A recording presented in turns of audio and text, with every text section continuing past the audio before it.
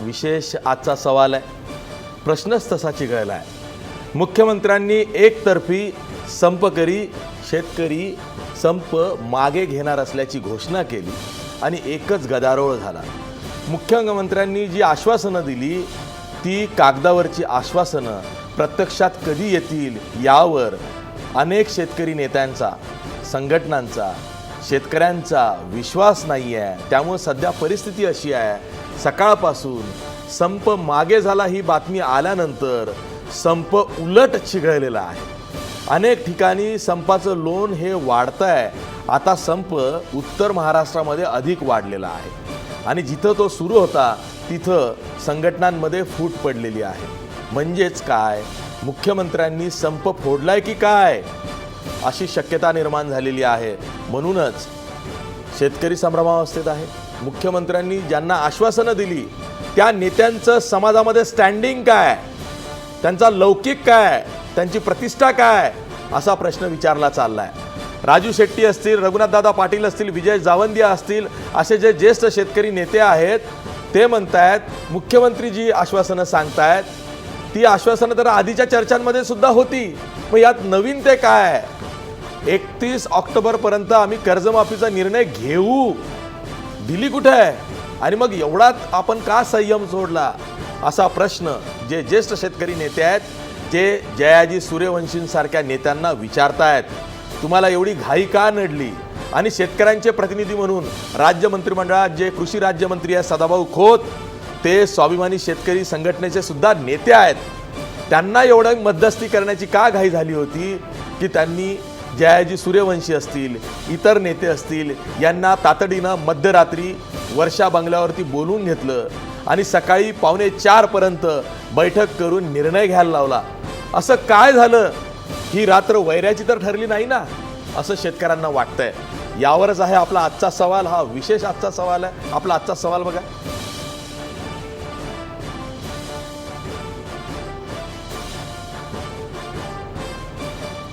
आश्वासनांचं गाजर दाखवून मुख्यमंत्र्यांनी शेतकऱ्यांचा विश्वासघात केलाय का, किंवा निवडक शेतकरी नेत्यांशी चर्चा करून त्यांच्याकडनं निर्णय करून घेतलाय का, यावरती आपल्याला चर्चा करायची आहे.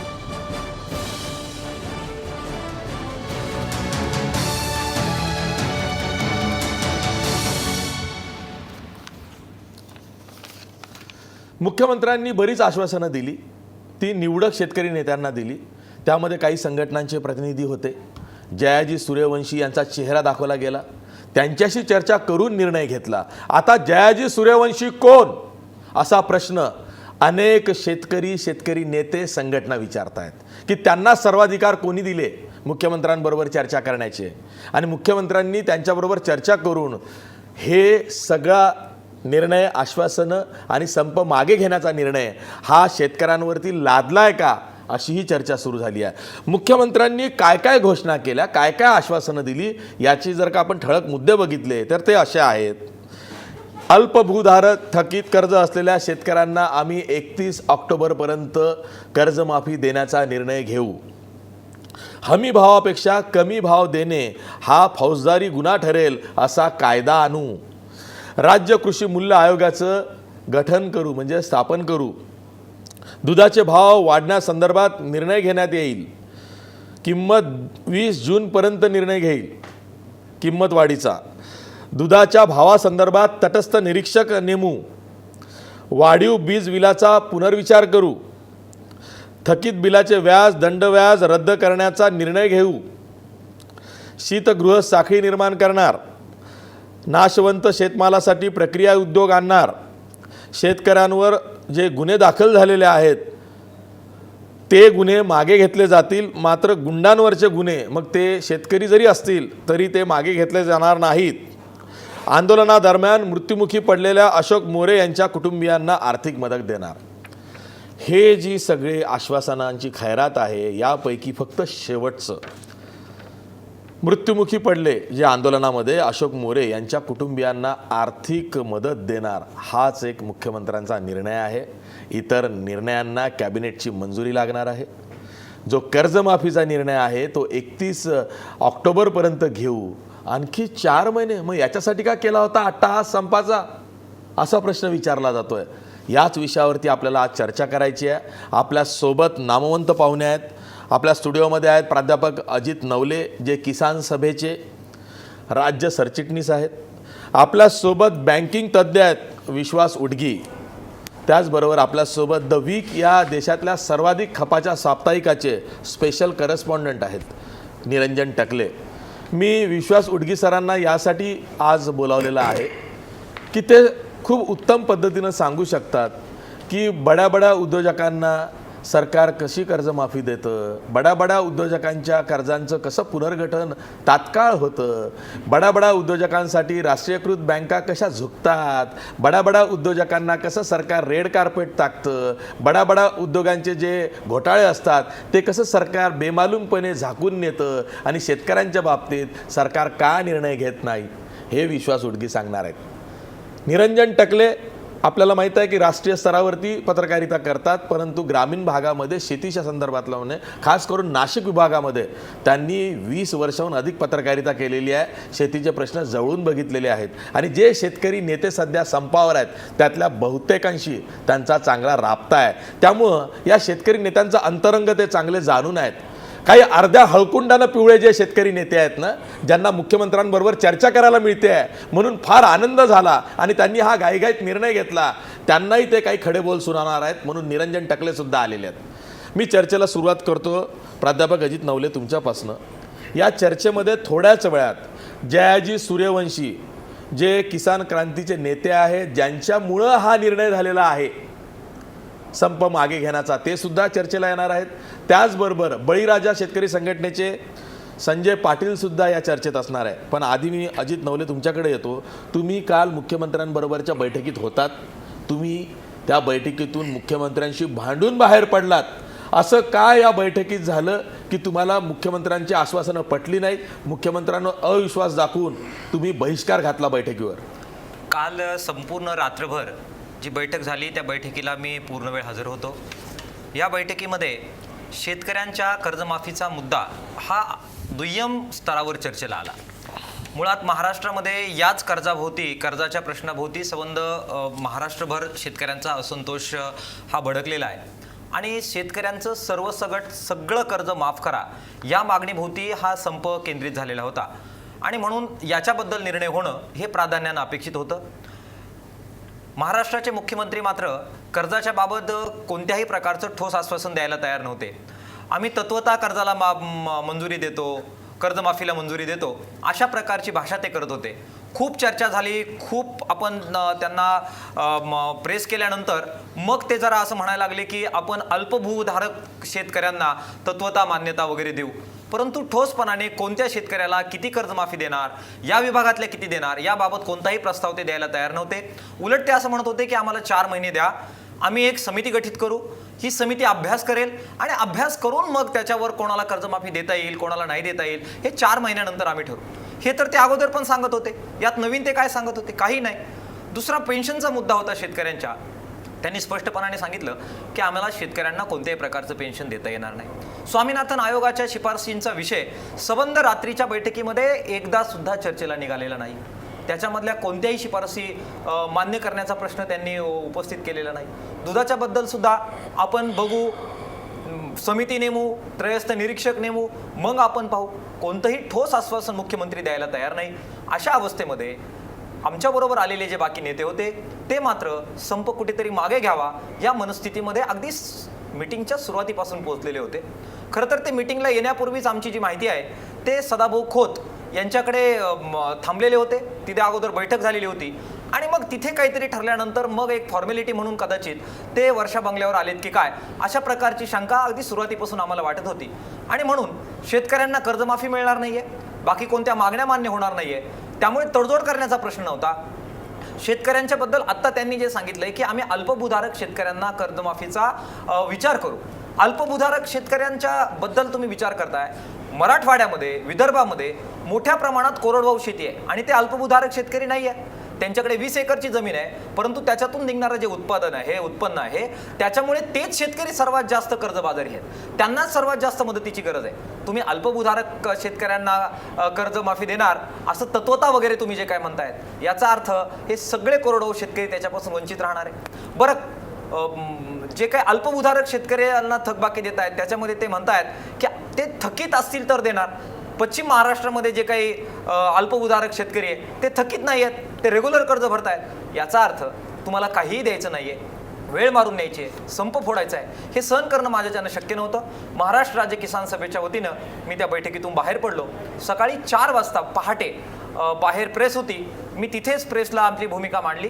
सगळ्या महाराष्ट्राच्या जनतेला मी तेव्हाही आवाहन केलं, मी आत्ताही आवाहन करतोय की हे आंदोलन संपलेलं नाही. हे आंदोलन कोणत्याही एका माणसाचं नाहीये, हे आंदोलन माझं नाहीये किंवा हे आंदोलन तथाकथित इतर कोणत्या नेत्याचं नाहीये. हे शेतकऱ्यांचं आंदोलन आहे, शेतकऱ्यांच्या नव्या पिढीनं उभं केलेलं आंदोलन आहे. आणि म्हणून मला हात जोडायचे आहेत सगळ्या तरुणांना, सर्व शेतकऱ्यांना. नेत्यांना मागे ठेवा आणि तुम्ही हातात घ्या लढा. शेतकरी म्हणून तुम्ही पुढे या. तुमच्या बापाचं आईचं जे काही दुःख आहे ते तुम्हाला समजलंय.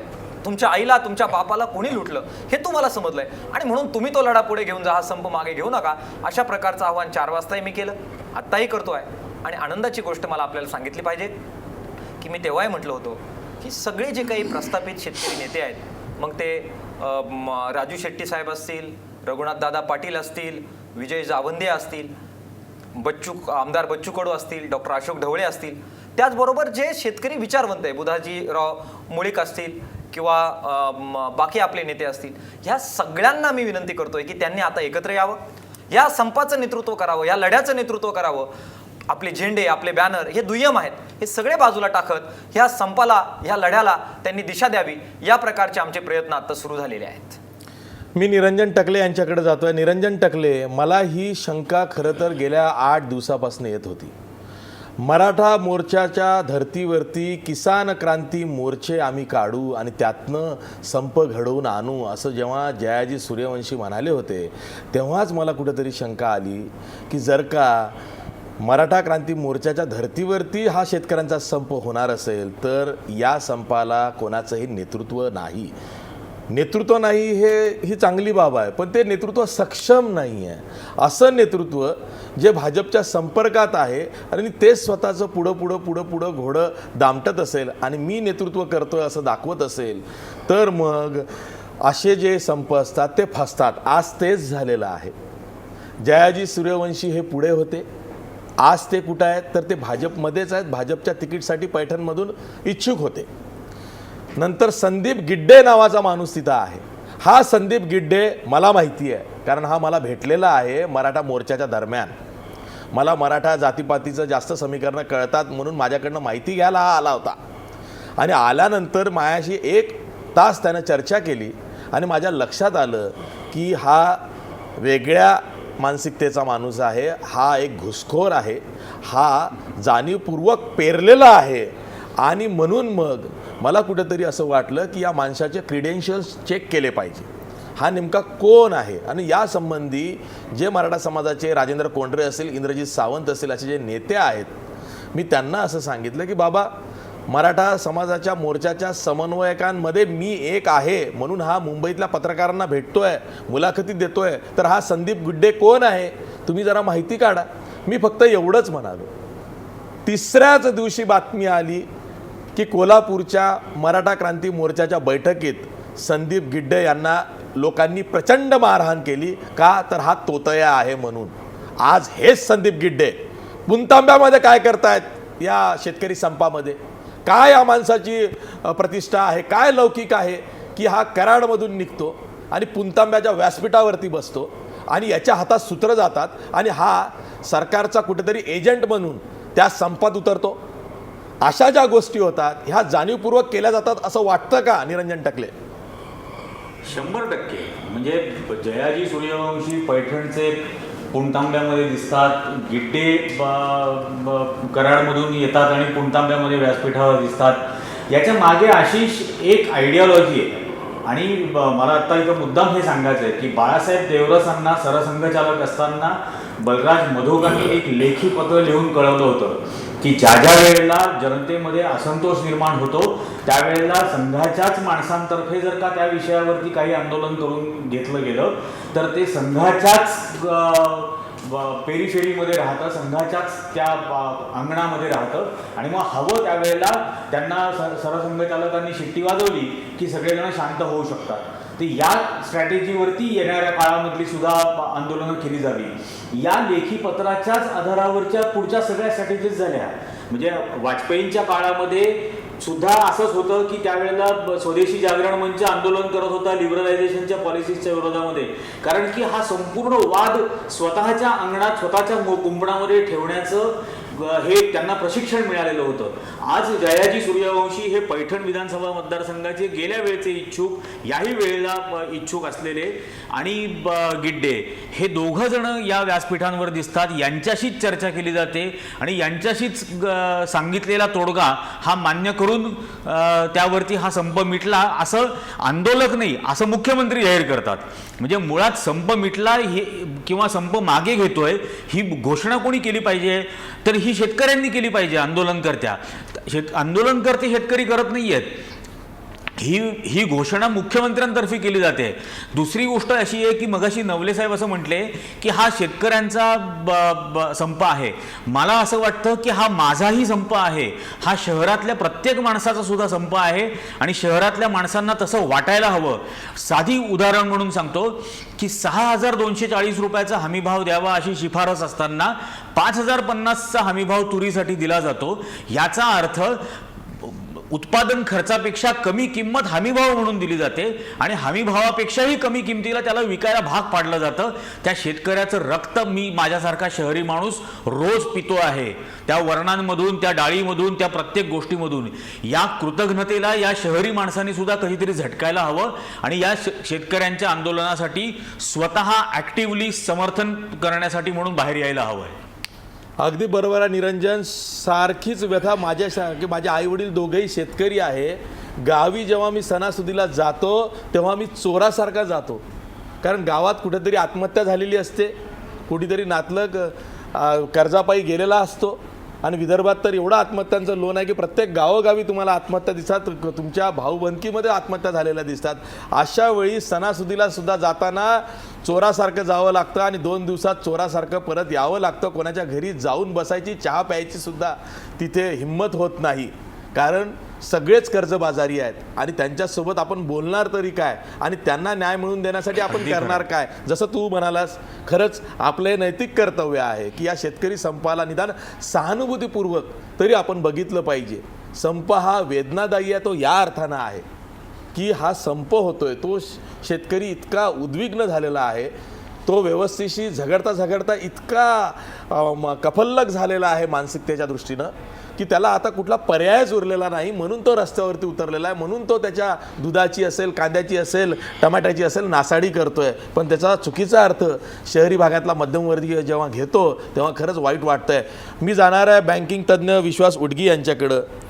विश्वास उडगी, तुम्ही नेहमी जे कर बुडवे आहेत, जे कर्ज बुडवे आहेत त्यांच्या विरोधात बोलता, पण तुम्ही नेहमी शेतकऱ्यांच्या बाजूनं, कर्जमाफीच्या बाजूनं शेतकऱ्यांच्या बोलत असता. का बोलता?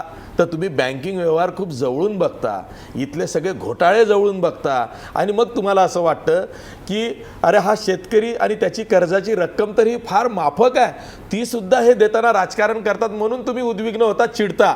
तुम्हाला खरंच असं वाटतं की ही जी मुख्यमंत्र्यांनी रक्कम सांगितलेली आहे महाराष्ट्रातल्या शेतकऱ्यांच्या कर्जमाफीची 30,500 कोटी रुपये, ही खूप जास्त आहे सरकारसाठी आणि म्हणून मग सरकार चालढकल करते की सरकारला काही वेगळंच करायचं आहे? गेली कित्येक महिने म्हणजे हे सरकार आल्यापासून विशेष करून कर्जमुक्ती शेतकऱ्यांची विशेष करून व्हायला पाहिजे ही मागणी आपण सगळेजण लावून धरत आहोत.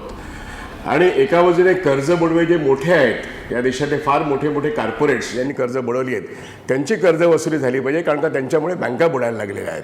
त्यामुळे मोठ्यांची कर्ज बुडवेगिरी ही देश बुडवेगिरी ठरते. पण मात्र देशाला जगवणारा जो शेतकरी आहे तो आत्महत्या करतोय आणि तो कर्जामध्ये बुडालेला आहे, त्याला हात देण्याची, त्याला मदत करण्याची गरज आहे. आता तुम्ही जो प्रश्न उपस्थित केला की महाराष्ट्राचं सरकार म्हणतं, विधानसभेमध्ये त्यांचं विधान आहे मुख्यमंत्र्यांचं, की महाराष्ट्राला 30,500 कोटी परवडणारे नाही आहेत. हे आवाक्याच्या बाहेर आहे. म्हणजे खरं काय प्रश्न आहे हा? 18,000 कोटी राष्ट्रीयकृत बँकांचं देणं आहे शेतकऱ्यांच्या कर्जापोटी आणि 12,000 कोटी जिल्हा सहकारी बँकांचं आहे. 30,000 कोटी महाराष्ट्र सरकारला महाग होत आहेत. एक मुंबई नागपूरचा समृद्धीचा रस्ता काढायला घेतला तर त्याचे 48,000 कोटीचा खर्च येतो आणि म्हाडाकडून सुद्धा उधारी घेऊन तो समृद्धीचा रस्ता बनवणं आणि चांगल्या जमिनी पण ताब्यात घेणं एका परीने महाराष्ट्र सरकार करू पाहत आहे. आणि दुसऱ्या बाजूने असं चित्र दिसतंय की आजच फार मोठी बातमी आहे जी खूप आधीपासून मी सांगतोय की अनिल अंबानीचे 72,000 कोटी रुपये हे त्याच्या कर्जाची पुनर्रचना करावी, म्हणजे कॉर्पोरेट डेट रिस्ट्रक्चरिंग करावं आणि पर्यायाने नंतर काही काळानंतर तुम्हाला ते बॅलन्स शीटमधून राईट ऑफ पण झालेले दिसतील. जसं ते अनेक मोठ्या कंपन्यांचे गेल्या 2-3 वर्षात राईट ऑफ झाले. जवळपास 3.5 लाख कोटी राईट ऑफ होऊन चुकलेले आहेत. अजून काही लाख कोटी राईट ऑफ होण्याच्या मार्गावर आहेत. आता अनिल अंबानीचं एवढं मोठं कर्ज जर राईट ऑफ होणार असेल तर महाराष्ट्राच्या मुख्यमंत्र्याला महाराष्ट्रातल्या 1.5 लाख शेतकऱ्यांचं 30,000 कोटीचं कर्ज माफ करणं एवढं मोठं कष्टाचं वाटतं. आणि त्याकरता एवढ्या जिकिरीने जिद्दीने आम्हाला जगवणारा शेतकरी जेव्हा संपावर जातो, तो संप फोडण्याचं काम ते जयाजी कोण सूर्यवंशी किंवा जे कोण मागाशी तुम्ही नाव घेतलं, ही कोण माणसं आहेत? ही माणसं ही पेरलेली आहेत हे आम्ही बघतो. मी स्वतः कामगार संघटना कृती समितीचा निमंत्रक आहे.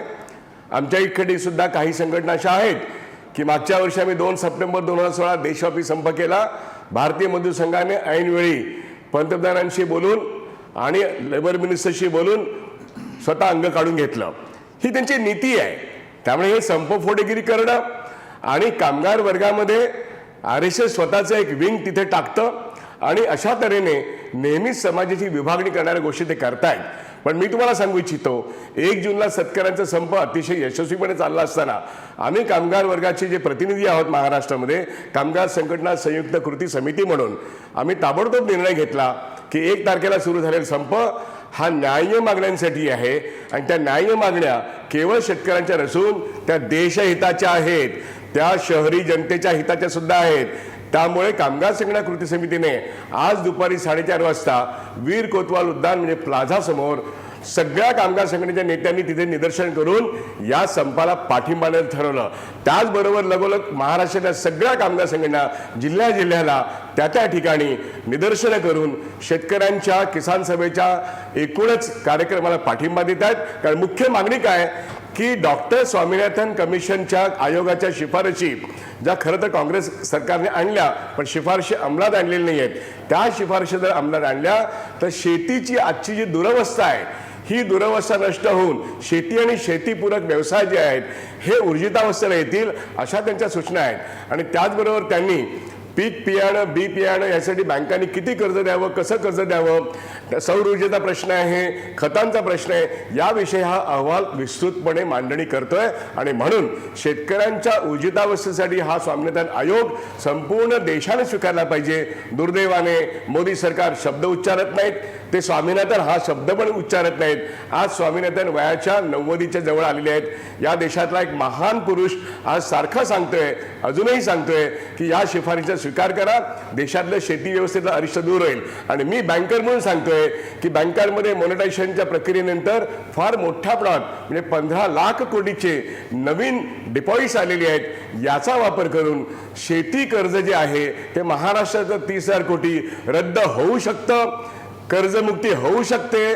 4% व्याजदराने नवीन पीक कर्ज देणं ही राष्ट्रीयकृत बँकांची क्षमता आहे, राष्ट्रीयकृत बँकांची आहे. पण या सरकारने काय केलंय, जिल्हा सहकारी बँकांचे हातपाय बांधून टाकले. जिल्हा सहकारी बँका सक्षमपणे ज्या चांगल्या आहेत ते चांगलं काम करू शकतात, परंतु हे कोणालाच काम करू देत नाहीत जिल्हा सहकारी बँकांना. आणि म्हणून जिल्हा सहकारी बँका आपली कर्जमुक्ती करू शकत नाहीत, नवीन कर्ज देऊ शकत नाहीत. राष्ट्रीयकृत बँका सुद्धा अनिल अंबानी सारख्या जवळजवळ सर्व मोठ्या, मग आणखीन एक नाव घेतो, ताबडतोबीने नाव घेतो, राजकुमार धूत यांची व्हिडिओ कॉल, जवळजवळ 48,000 कोटीचं कर्ज हे थकीत आहे. त्याच्या पण कर्जाची पुनर्रचना करण्याचा प्रयत्न चालू आहे. इनफॅक्ट तो विलफुल लोन डिफॉल्टर आहे, म्हणजे जाणीवपूर्वक कर्ज परत न करणारी जी 7,000 मोठ्या कंपन्या आहेत त्यातली व्हिडिओकॉन ही कंपनी आहे. त्यामुळे अशा लोकांच्या मुसक्या बांधणं आणि त्यांचं कर्ज वसूल करून शेतकऱ्यांना कर्जमुक्ती देणं हे खरं तर अतिशय सोपी गोष्ट आहे. पण सरकारकडे इच्छाशक्ती नाही आणि फडणवीसी नीती अशी आहे की शेतकरी संपावर जातोय ना, मग त्यालाच मारून टाका. आणि शहरी जीवनामध्ये आज आम्ही जे कामगार आहोत, आम्ही शेतकऱ्यांमुळे कामगार जगतो आहोत, आम्ही नागरिक जगतो आहोत. कारण शेती व्यवस्था जी काही जशी काय आहे ती नीट चालावी. अन्यथा शेतकरी खरोखर हा लॉकडाऊन संपावर गेला तर त्याच्या मागण्या मंजूर होणं फार महत्वाचं आहे, नाहीतर संपूर्णच देशामध्ये अरिष्ट होईल. आणि ठीक हे आहे, अरिष्ट जर टाळायचं विषय असेल- तोच आहे उडगी सर, विषय तोच आहे की संपाला 2 दिवस झाले असताना शेतकरी नेत्यांनी संयम सोडला, मुख्यमंत्र्यांच्या दारात गेले, रात्र वैरायची ठरली. आपल्यासोबत जयाजी सूर्यवंशी हे आहेत. फुटबॉल जयाजी आहे. सूर्यवंशी हे यांना फुटबॉल पुढे लोक करूनच मुख्यमंत्र्यांनी या निर्णयाची घोषणा केलेली आहे की संपकरी शेतकरी आपला संप मागे घेत आहेत. जयाजी सूर्यवंशी, मुख्यमंत्र्यांनी ज्या आश्वासनांची खैरात तुमच्यासमोर आणली आहे यातलं असलं कुठलं आश्वासन आहे की जे ठोस आहे? तुम्हाला ठोस कोणतं आश्वासन यातलं दिसतंय ते जनतेला सांगा, कारण तुमच्यावर प्रश्नचिन्ह उपस्थित केले जात आहेत. तुम्ही मुख्यमंत्र्यांना मॅनेज झालाय असा आरोप होतोय, तुम्ही संप फोडलाय असा आरोप होतोय. जयाजी सूर्यवंशी, तुम्हाला बोलावं लागेल. अशी काय घाई नडली तुम्हाला की सदाभाऊ कितीही तुमचे जिवलग मित्र असतील तरी रात्रीतून तुम्ही हा विश्वासघात केला? मुळात माझ्यावर विश्वासघात गेल्याचा जो आरोप केलेला आहे तो अत्यंत निराधार आणि खोटा आहे. जयाजी सूर्यवंशी हा समन्वय समितीतला एक घटक आहे. खरं तर हा संप जो सुरू झाला तो पुणतांबा येथील धनंजय जाधव आणि सर्व सहकाऱ्यांनी सुरू केलेला होता.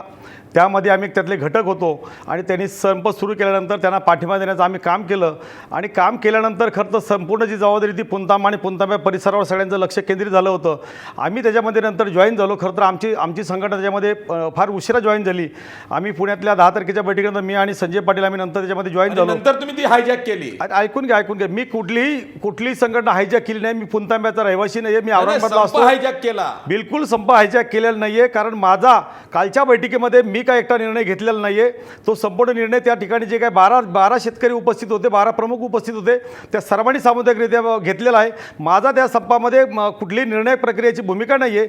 आमची भूमिका आत्ता जरी असं वाटत असेल की आत्ता मी सगळं महाराष्ट्रामधून मला शेतकऱ्यांचे फोन येत आहेत आणि त्यांना असं वाटत असेल की जयाजी सूर्यवंशीने या ठिकाणी संपामध्ये संप फोडलेला आहे, तर माझी या ठिकाणी जाहीर आवाहन करतो की आमची जी घाईघाईमध्ये चूक झाली त्याच्याबद्दल मी माफी मागायला तयार आहोत. आणि उद्या 11 वाजता पुन्हा एकदा मी त्या ठिकाणी औरंगाबादमध्ये पत्रकार परिषद घेऊन माझ्या कार्यकर्त्याची बैठक घेऊन या संपामध्ये सहभागी होण्यासंदर्भात निर्णय मी जाहीर करणार आहे. जरी आमची चूक झाली असली तरी आम्ही शेतकऱ्याच्या विरुद्ध नाही, कारण आम्ही 24 घंटे 18 तास आम्ही शेतकऱ्याच्या बरोबर काम करतो. घटना ह्या घाईघाईमध्ये काय घडत असतात, पण जयाजी सूर्यवंशी त्याला एकटा जबाबदार नाही. आणि जयाजी सूर्यवंशी जे आत्ता निराधार आरोप केले जातात, सदाशिव खोत जरी माझे मित्र असले, आम्ही चळवळीमध्ये एका चळवळीत जरी काम केलं असलं तरी माझा कुठल्याही प्रकारचा त्याचा संबंध नाही. आणि त्यांनी कुठल्या प्रकारे संप हा मागे घ्यावात या प्रकारचा आमच्यावर दबाव आणलेला नव्हता. त्यामुळे आमच्यावर जो निराधार आरोप केला आम्ही एक मान्य करू शकतो, हा घाई गडबडीत घेतलेला निर्णय आहे तो आमच्याकडून चूक झाली. आणि महाराष्ट्रातील जर शेतकऱ्यांना जनतेला तो मान्य नसेल तोही आमची माघारी घेण्याची तयारी आहे, कारण आम्ही शेतकऱ्यांच्या बरोबर आहोत. आम्ही शेतकऱ्यांपेक्षा मोठे नाही. जयाजीराव, तुम्ही नुसती माघार घेण्याची भूमिका इथे घेऊ नका. तर हा संप चालू आहे आणि आम्ही इथून पुढच्या काळामध्ये आणखी ताकदीने संपामध्ये आणि तीव्र स्वरूपाच्या संपामध्ये शेतकऱ्यांच्या नाही, मला त्यातही आता रस नाही आहे. मला यातच इंटरेस्ट आहे की जयाजी सूर्यवंशी असे कसे फितवले गेले, असं कोणतं ठोस आश्वासन मुख्यमंत्र्यांकडून तुम्हाला मिळालं? कर्जमाफीचा विषय होता ना, मग कर्जमाफीसाठी तुम्हाला फक्त एक डेट सांगितली, ती किती 4 महिने उशिराची 31 ऑक्टोबरची डेट सांगितली, ज्या दिवशी या सरकारचा वर्धापन दिन आहे. तोपर्यंत आम्ही कर्जमाफीचा निर्णय घेऊ. आणि तुम्ही कसं काय भुललात जयाजी? तुम्ही सर्वांचे प्रतिनिधी म्हणून, म्होरके म्हणून शेतकऱ्यांचे तिथं गेलेलात, तुम्ही कसे काय भुलले मुख्यमंत्र्यांना? मी खरं तर वास्तविक माझ्यावर जो सातत्याने आरोप होता, मी मोरका नव्हतो, मी त्याच्यातले घटक होतो. मी नम्रपणे या सांगू शकतो. त्या चित्रामध्ये बघा, त्या चित्रफितीत बघा, मुख्यमंत्र्यांच्या कानात कान घालून तुम्ही बोलताय. कानात घालून बोलणं काय गैर आहे का? त्याच्यावर काय चर्चा, दुसरी चर्चा होणं काय? तुम्ही सर्वांचे नेते म्हणून तिथे गेला? त्या ठिकाणी मी एकटा नेता नव्हतो, सगळे नेते होते. त्यांच्या शेजारी बसता हा काय गुन्हा ठरू शकत नाही. मी एका कोपऱ्यात बसलो म्हणजे काय गुन्हा ठरू शकत नाहीये.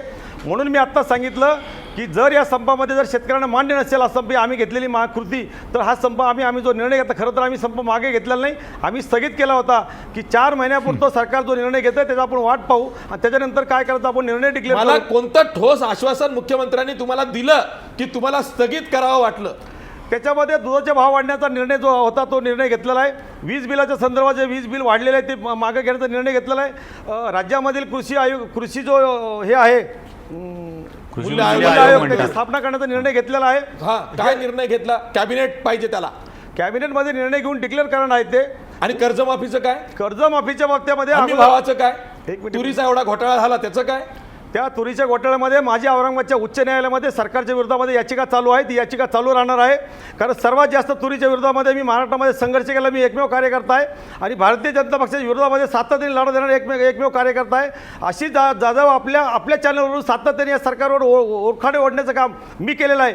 त्यामुळे माझ्या विरोधामध्ये जर कुणी नाही, असं बोलणार नाही, नाही, असेल जयाजी आणि काल गल्लत होते. ऐका, तुम्ही ज्या पैठण तालुक्यातून येता तिकडनं अख्खा मराठवाडा, परभणी, नांदेड, लातूर, उस्मानाबाद तिकडं आणि इकडं नागपूरपर्यंत, यवतमाळपर्यंत सगळा कोरडवाहू पट्टा आहे. तुम्ही कोरडवाहू शेतकऱ्यांच्या प्रतिनिधींना विश्वासात घेतलं की तुम्हाला काय पाहिजे? हे बघा, जेव्हा 2008ची कर्जमाफी झाली होती तेव्हा सुद्धा 6 आत्महत्याग्रस्त जिल्हे हे विदर्भातले होते. त्यांच्या निमित्तानं ती कर्जमाफी झाली आणि त्याचा सर्वाधिक फायदा मग इतरत्र झाला. मला हे सांगायचं आहे की ज्यांच्यापासून आपण मागणी सुरू करतो, निदान तिथल्या लोकांना तर विश्वासात घ्या की तुम्हाला तरी काय पाहिजे या मुख्यमंत्र्यांकडनं. मी मुख्यमंत्र्यांशी चर्चा करायला चाललो आहे, मुख्यमंत्री माझं ऐकणार आहेत. आपण जर का स्थगित करणार आहोत संप, तर मग काय पाहिजे आपल्याला? कर्जमाफी अशी कशी होऊ शकत नाही? 4 महिन्यांनी आम्ही घेऊ, हा काय निर्णय असू शकतो? अहो, हे आश्वासन रोज देतात ते. विधिमंडळाच्या पटलावर दिलेलं आश्वासन सुद्धा पाळलं जात नाही इथे, आणि तुम्हाला तोंडी दिलेलं आश्वासन ते पाळणार असं वाटतं? महाराष्ट्रातील जनतेला आणि आपल्याला असं जर वाटत असेल की आम्ही घेतलेला जो घाईगडबडीतला निर्णय हा महाराष्ट्रातील जनतेला मान्य नसेल तर शेतकऱ्यांना तर त्याला नाही, आता जनताही सामील झालेली आहे. बरोबर आहे, बरोबर. अन्नदाता सुखी तर प्रजा सुखी. बरोबर, अगदी बरोबर. तर आशिष जाधव त्याचंही आम्ही पुनर्विश्लेषण करायला तयार आहोत. कारण जयाजी सूर्यवंशी हा त्यातला एक घटक आहे. मी प्रामाणिकपणे सांगतो, जयाजी सूर्यवंशी जरी ते सदाभाऊ खोत माझे मित्र असले तरी आम्ही त्यांच्या कुठल्याही कोणाच्या प्रलोभाला बळी पडलेलो नाही. कारण आमच्यावर जे आता सातत्याने आरोप होत आहेत तुम्ही कशासाठी मॅनेज झाले, खरं तर माझा असा विषय होता की मी एकट्याने निर्णय घेतलेला नाही आहे. जी कोर कमिटी आहे की आत्ता आपल्या पत्रामध्ये काय पडतंय, आपण 2 पावलं पाठीमागं येऊ आणि जर 4 महिन्यामध्ये काही निर्णय झाला नाही तर पुन्हा एकदा जोरदार आक्रमकपणे या सरकारवर आपण हल्ला करू, या प्रकारची भूमिका कोर कमिटीमध्ये झाली होती. आणि त्यामध्ये जयाजी सूर्यवंशी त्याला सातत्याने जयाजी सूर्यवंशीला जे आता टार्गेट केले जाते, जयाजी सूर्यवंशी चळवळीतले घटक आहे. जयाजी सूर्यवंशी नेता नाहीये, तसं हे झालेलं प्रामाणिकपणे नाहीये. सांगतो. काय झालेलं आहे मी महाराष्ट्राला सांगतो. 31 ऑक्टोबर पर्यंत कर्जमाफीचा निर्णय घेऊ, म्हणजे इकडं गुजरातच्या निवडणुका लागतात, इथं मध्यावधी सुद्धा लागू शकतात, आणि आपण निर्णय घेतला की त्याचा भरमसाठ फायदा हा निवडणुकीमध्ये भाजपला होऊ शकतो. हा अंदाज बांधून तुम्हाला 4 महिन्याची वेळ मुख्यमंत्र्यांनी मागून घेतली आणि तुम्ही त्याला भुललात. जयाजी, खरं तर आम्हाला यातलं राजकारण काही समजत नाही. आम्ही काही राजकीय चळवळीतले नाहीत. आम्हाला राजकारणामध्ये काय घडतंय आणि कोण त्या आमचा फायदा उठवतोय हे आम्हाला जर समजलं असतं तर आम्ही राजकीय चळवळीमध्ये गेलो असतो. आम्ही सामाजिक पण चळवळीमध्ये काम तुमच्यामुळे केलं सर्व नसतं. शेतकरी जे रस्त्यावर उतरले, ज्यांनी त्रागा केला, वैताग केला, ते सगळ्यांची दिशाभूल झाली. खूप माफ करा, दिशाभूल नाही, फसगत झाली आहे. फसगत झाली. कुठल्याही शेतकऱ्यांची फसगत झालेली नाहीये. जयाजी सूर्यवंशी जरी निर्णय घेतला असला तरी महाराष्ट्रातील बाकीच्या सर्व संघटना आता संपाच्या बाबतीमध्ये ठाम आहेत. लोकशाहीमध्ये सगळ्यांना आपला निर्णय घेण्याचा अधिकार आहे, त्यामुळे ते सुद्धा त्या या संपामध्ये कंटिन्युएशन करू शकतात. आम्ही असं काही म्हणत नाही की आमच्याकडून झालेली चूक तुम्ही ती मान्य करावी, तुम्ही सुद्धा त्या संपामध्ये सहभागी व्हावं, या प्रकारची आमची भूमिका आहे. तुम्हाला जो आमचा निर्णय मान्य आम्ही नाही, नैतिक पाठिंबा दिला, सहानुभूती दाखवली. संप वेदनादायी आहे आशिष सर, शहरी भागातल्या लोकांसाठी वाटतं तसं, तरी आम्ही सहानुभूती दाखवली, आशिष पाठिंबा दिला. सर, आमची पण माझं फसगत झाली ऐकून ना. घ्या, ऐकून घ्या, नम्रपणे ऐकून घ्या. मी पुन्हा माझ्या सहकार्याशी चर्चा करून निर्णय घ्यायला तयार आहे, कारण मी हा यांच्यापेक्षा वेगळा नाहीये. जयाजी सूर्यवंशीसारखा शेतकऱ्याच्या प्रश्नावर काम करणारा एकही कार्यकर्ता नाही, हे मी या ठिकाणी ठाम सांगू जयाजी, शकतो. काय चुकलं हे तुम्ही आज मान्य करा. ऐका, तुम्ही संध्याकाळी पुणतांब्याला काय निर्णय घेतला? काल 5 जूनला आम्ही मुंबई वगळता महाराष्ट्रभर कडकडीत बंद करू. 6 जूनला आम्ही हे करू. 7 जूनला आम्ही खासदार आमदारांचे बंगले सील करू, सरकारी कार्यालय सील करू. आणि रात्र वैरायची होती, तिथं जाऊन मुख्यमंत्र्यांच्या दारात तुम्ही गेलात आणि भुललात. मुळात जर तसं काय असतं खरं तर मी औरंगाबादवरून घाईघाईमध्ये मला निरोप आला, मी पुणतांब्याला गेलो आणि तसं जर नसतं तर आम्ही 5 तारखेला बंदचा निर्णय जाहीर केलाच नसता.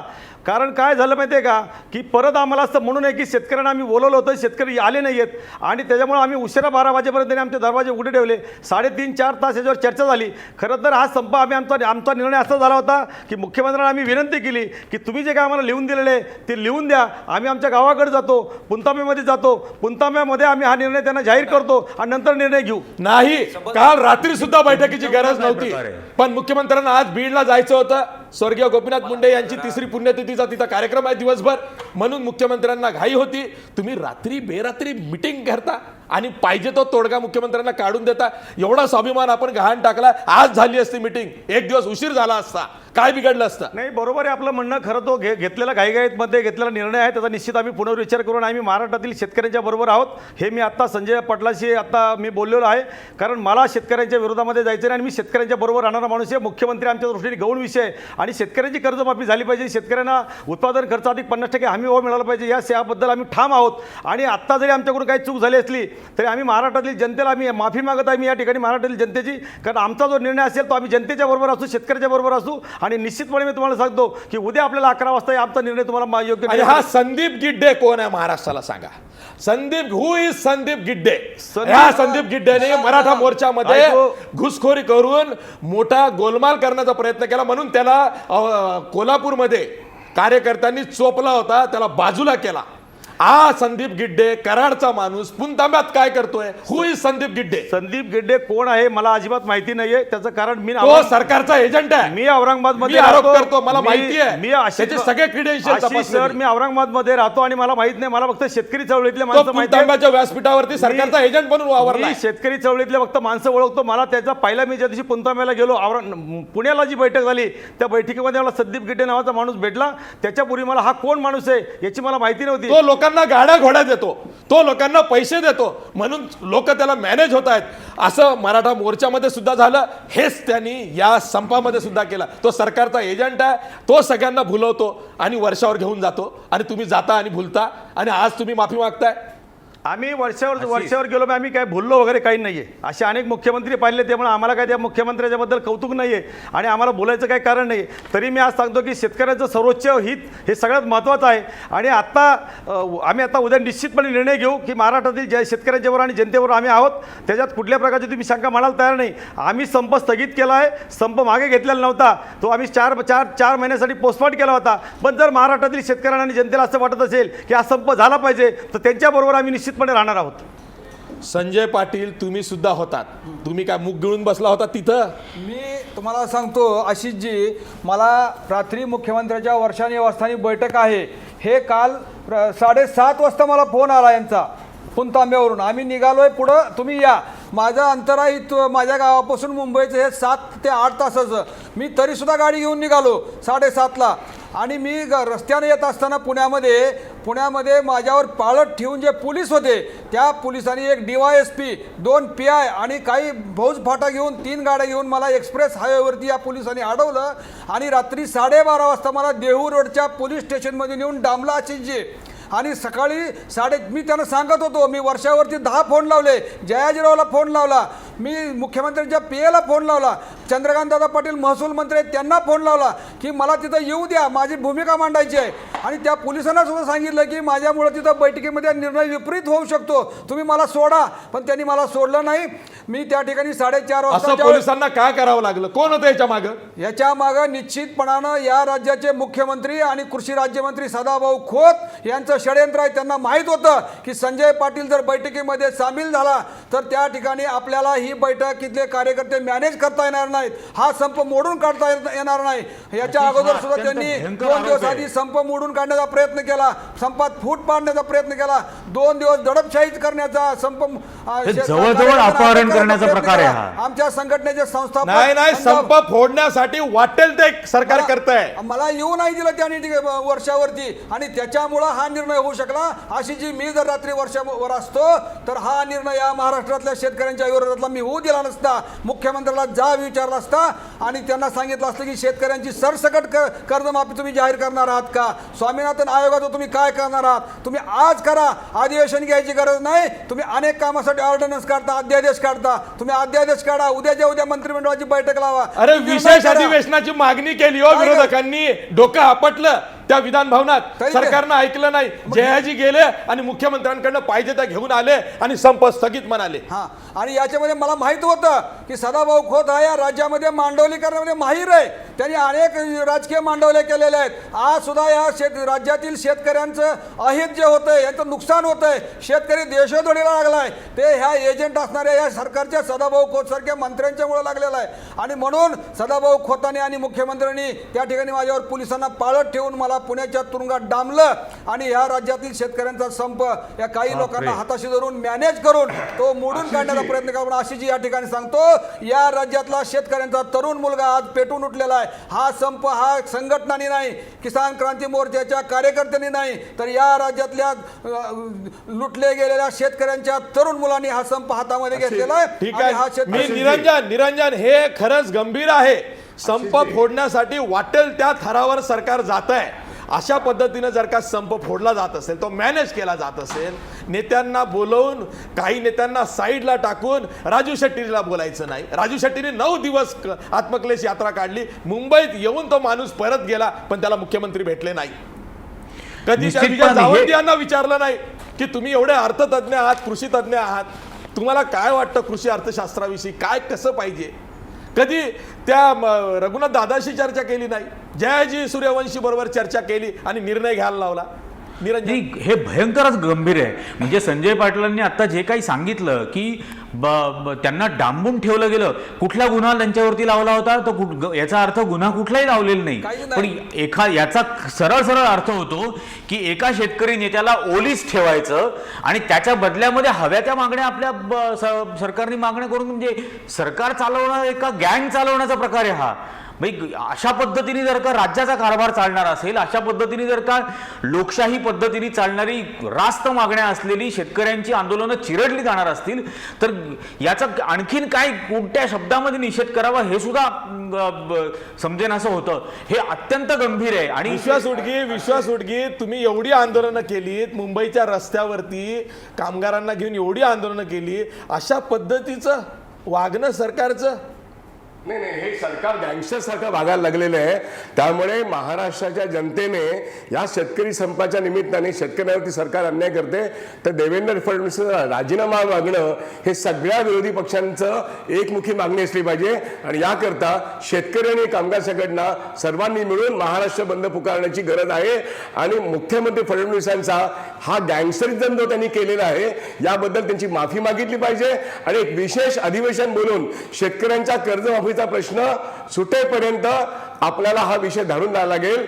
आणि या ठिकाणी अतिशय गंभीर बाब आहे की शेतकरी नेत्यांना वेठीस धरण्यात येते. रघुनाथ दादा पाटलांना सुद्धा मुंबईत बोलवून गोंडून ठेवण्यात येते. त्यामुळे हे अत्यंत भयानक आहे. लोकशाही व्यवस्थेमध्ये हा जो अभिव्यक्ती स्वातंत्र्याचा जो काही हक्क आहे, तो डॉक्टर बाबासाहेब आंबेडकरचं नाव घेता घेता हा हक्क तुडवण्याचा प्रयत्न केला जातोय. आज मुंबई शहरात कामगारांना आझाद मैदानामध्ये एका कोपऱ्यामध्ये कोंडून त्यांना बोलायला लावलं जातंय. आम्हाला रस्त्यावरती फिरायला मोकळीक नाही, शेतकऱ्यांना संप करायला मोकळीक नाहीये, शेतकऱ्यांच्या नेत्यांना नीटपणे आपल्या मागण्या मांडण्याची मोकळीक नाहीये. ही लोकशाही आहे का घटनेची पायमल्ली आहे हे स्पष्ट होतंय. आणि त्या ठिकाणी मुख्यमंत्र्यांचा राजीनामा मागण्याकरता सगळ्याच विरोधी पक्षांनी आता गावोगावी कलेक्टरना घेरा घालून शेतकरी आणि कामगारांनी एकत्र येऊन मुख्यमंत्र्यांनी पाय उतारावं अशा तऱ्हेचं आंदोलन करायची गरज आहे. हे गँगस्टरिझम आहे. ठीक आहे. मी ब्रेक नंतर पुढच्या भागात थोडी शांत चर्चा करणार आहे. मला या प्रश्नाचं सोल्युशन निघावं, तोडगा निघावा हे प्रामाणिकपणे वाटतं.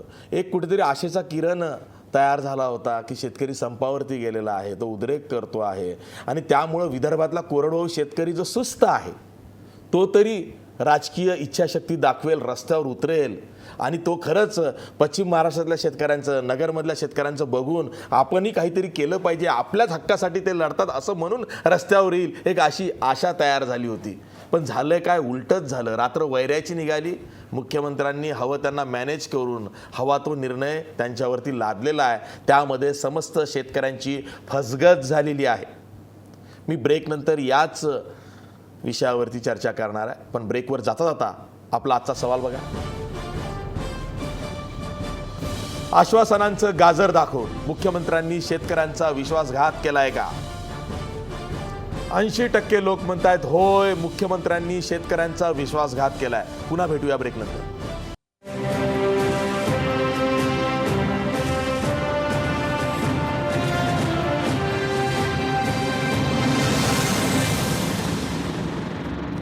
ब्रेकनंतर पुन्हा तुमचं स्वागत. मी प्राध्यापक अजित नवले यांच्याकडे जाणार आहे. सर, आता जयाजी म्हणतायत की संप काही आम्ही स्थगित केलेला नाही, आम्ही काही मागं घेतलेला नाही, तो स्थगित घेण्याचा निर्णय घेतलेला आहे, पण तो आम्ही पुन्हा कायम करू शकतो आणि आम्ही तसा निर्णय पॉझिटिव्हली घेऊ शकतो. म्हणजे ते सुद्धा आता कुठंतरी त्यांनाही वस्तुस्थिती कळलेली आहे की आपण शेतकऱ्यांच्या मनाविरुद्ध जाऊन निर्णय घेतला आहे कदाचित, ज्याचा फेरविचार आपल्याला करावा लागेल.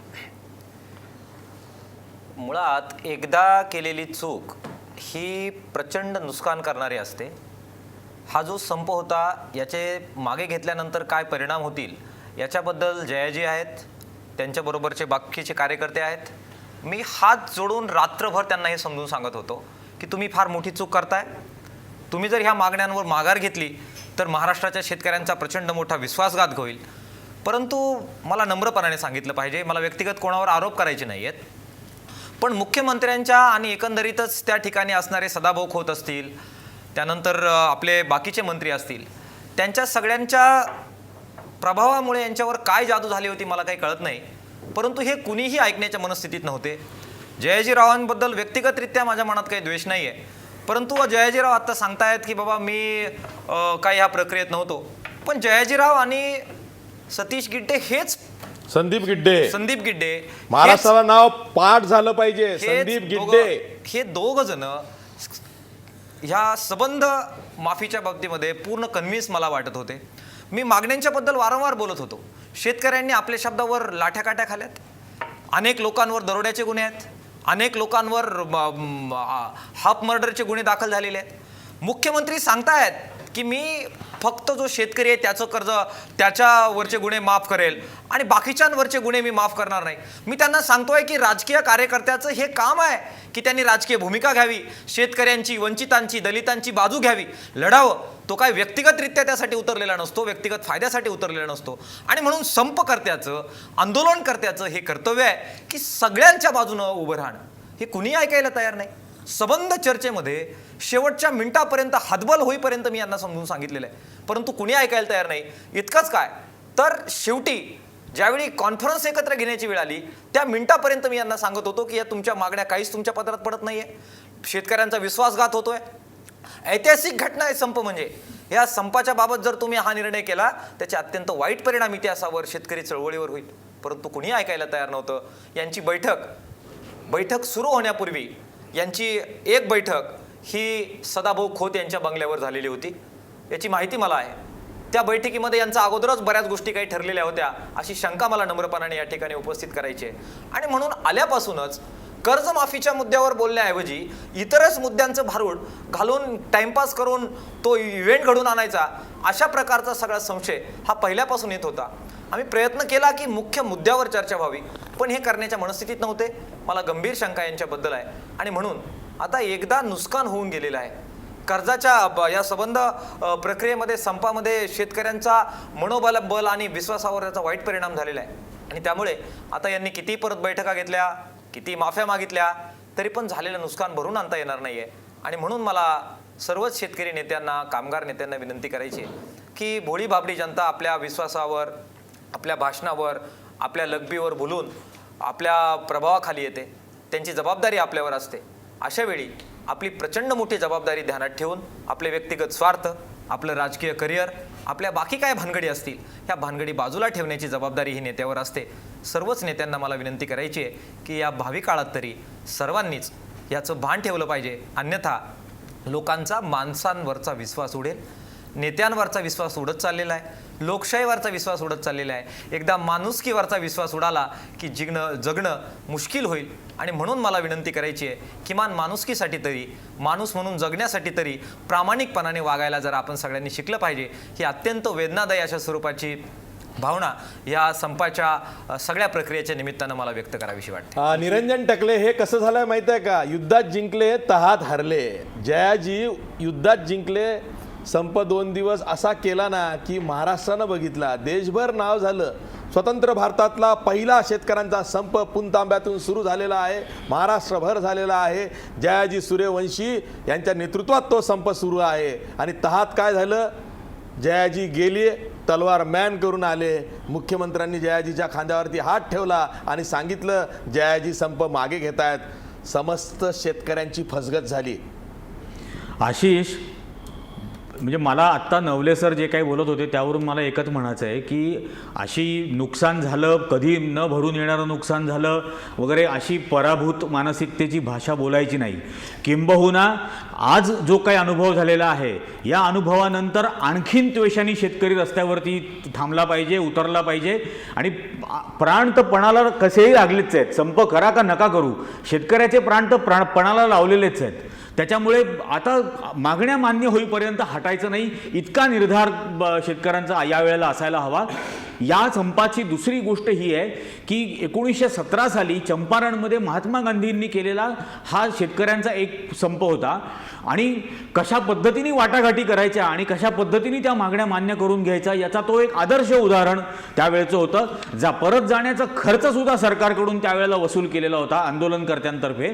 आणि आताच्या वेळेला 100 वर्षानंतर त्याची एक आपण सेंटेनरी मार्क करत असताना अशा पद्धतीने वाटाघाटी केल्या जातात. आणि जर महाराष्ट्रातल्या शेतकऱ्यांचा याला पाठिंबा नसेल तर म्हणजे ही कुठली भाषा झाली? मग महाराष्ट्रातल्या शेतकऱ्यांना याला हे मान्य नसेल याची किंचितही जर का जाणीव यांना नसेल जयाजींना, तर मग याच्या पुढे शेतकऱ्यांचं मी नेता आणि शेतकऱ्यांचा कार्यकर्ता आणि शेतकऱ्यांच्या प्रश्नावरती बोलतो वगैरे बोलायचं कारणच उरत नाही. कारण महाराष्ट्रातल्या शेतकऱ्यांची नाळ अजून जुळलेली नाहीये. त्यांना हे पटेल की नाही पटेल हे पण लक्षात येत नाहीये. आणि तरी सुद्धा अशा पद्धतीचं बोललं जातं. आज महाराष्ट्राची माफी मागण्याऐवजी काल रात्रीच जर का नवलेंचं ऐकलं असतं तर आज ही वेळ आली नसती. पण तरीही आजही आणि आता तर शहरातल्या लोकांनी सुद्धा या संपूर्ण आंदोलनाला सक्रिय पाठिंबा देण्यासाठी रस्त्यावरती आलं पाहिजे.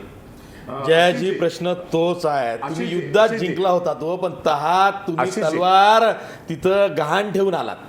निरंजन टकले, आपण बरोबर काम केलं आहे. मराठवाड्यामधील आत्महत्या शेतकऱ्यांच्या ह्याच्यामध्ये तुम्ही सहभागी झाला होता, त्याबद्दल सातत्याने आपण बरोबर होतो. खरं तर जयाजी सूर्यवंशी हा त्यातला एक घटक होता. मी सातत्याने सांगतो, जयाजी सूर्यवंशीला कुठल्या प्रकारचा एकट्याला निर्णय घेण्याचा अधिकार नव्हता. आणि जे ऐकून घ्या, सातत्याने जे माझ्यावर आता टीका करण्याचा प्रयत्न केला जातोय तो अत्यंत चुकीच्या पद्धतीने आरोप आहे. खरं तर आम्ही आता माझ्याकडे प्रायोरिटीने आम्ही काय माझ्या नोट्स केलेल्या होत्या की पहिला निर्णय काय घ्यायचा ते पहिले कर्जमाफीच्या संदर्भात, दुसरा स्वामीनाथन आयोग, कर्जमाफीच्या संदर्भात तुम्हाला कोणता निर्णय? तुम्ही आता एक एक कर्जमाफी कशी अपेक्षित होती? नाही, आम्हाला कर्जमाफी होती की संपूर्ण शेतकऱ्यांची कर्जमाफी होई या प्रकारची अपेक्षा होती. मग आता इथं काय झालं? अल्पभूधारक म्हणजे काय? किती एकर? आता किती हेक्टर? अल्पभूधारक म्हणजे 2 हेक्टर नाही, 2 हेक्टर आणि त्याच्यापेक्षा 5 एकर. 5 एकर 2 हेक्टर म्हणजे 5 एकर. 2.5 एकराचा 1 हेक्टर. ऐकून घ्या आशिष सर, ऐकून घ्या. किती त्याचा निर्णय 5 एकरवाल्याला मदत मिळते फक्त. ऐकून घ्या तुम्ही, आशिष, ऐकून घ्या. मराठवाडा सुद्धा 4 महिन्यानी विचार करू. विचार काय करून नाही, निर्णय झालेला आहे. कसं काय निर्णय विचार वगैरे काय करून नाही, निर्णय झालेला आहे. विधिमंडळात एवढे विरोधक सरकारला धारेवरती धरतायत, विशेष अधिवेशनाची मागणी करतायत, त्यांना इतकं सरकार आश्वासन, मागचे सरकार सत्ताधारी विरोधकांना आश्वासनाची किंमत काय माहिती आहे? आमचं म्हणणं विरोधकांना एवढी काळजी होती, मग तुम्ही ठराव का नाही मांडला त्यावेळेस कर्जमुक्ती कर्जमाफी? तुम्ही हे जाऊन काय घेऊन आला? विरोधकांनी का नाही हे मांडला? जाऊन काय घेऊन आला तुम्ही? शिवसेनेने का नाही मुख्यमंत्र्यांकडे काय घेऊन आला तुम्ही? तुम्ही 5 एकरवाल्याला कर्जमाफी, 5 एकरवाल्याला कर्जमाफी आणि 10 एकरवाल्याने काय जीव द्यायचा? 10 एकरवाल्याने काय जीव द्यायचा? 6 एकरवाल्याला नाही. असं काय म्हणताय तुम्ही? ऐकून घ्या, 6 एकर असेल तर ऐकून त्याला घ्या. मिळत नाही. कर्जमाफी हा विषय होता की तुम्हाला नाही? माझं ऐकून घ्यावं लागेल. ऐकून घ्या काय कर्जमाफी हा विषय काय होता की घडलं नाही? ते माझं ऐकून घ्यावं लागेल. ऐकून घ्या तुम्ही. हा, बोला. त्याच्यामध्ये निर्णय असा झाला की अल्पभूधारक शेतकऱ्यांचा निर्णय झाला, पण मराठवाड्यामध्ये जास्त जमिनीचं क्षेत्र असलेले पश्चिम महाराष्ट्रामध्ये जरी 2 आणि 3 एकराला शेतकरी संपन्न असला तरी मराठवाड्यातले शेतकरी 20 एकरा शेतकरी सुद्धा अत्यंत दुबळा आहे आणि त्याची सुद्धा कर्जमाफी झाली पाहिजे. याबद्दल मी मुख्यमंत्र्यांना ठणकावून सांगितलेलं आहे. आणि जे 20% मग तुम्ही मान्य का कसं केलं? का केलं नाही तुम्ही ते? मान्य का केलं तुम्ही मग ते? ठणकावून सांगितलं म्हणजे काय? तुम्ही मुख्यमंत्र्यांना उठून का माहित नाही का? ते पण विदर्भातलेच आहेत, त्यांना माहिती आहे सगळं. अहो शेतकऱ्यामध्ये फूट पाडण्याचा प्रयत्न केला. 10 एकरवाला आणि मी 5 एकरवाल्यामध्ये 10 एकर शेती हा तोट्यातला धंदा आहे. हा, तुम्ही बैठकीत होतात, बोला. बैठकीत होतो. जयाजीराव, आपण मला असं वाटतं की आता तरी आपण प्रामाणिकपणाने शेतकऱ्यांना सांगूया. ठणकावून सांगितलं म्हणतात काय ते. झालं हे मला माहिती आहे.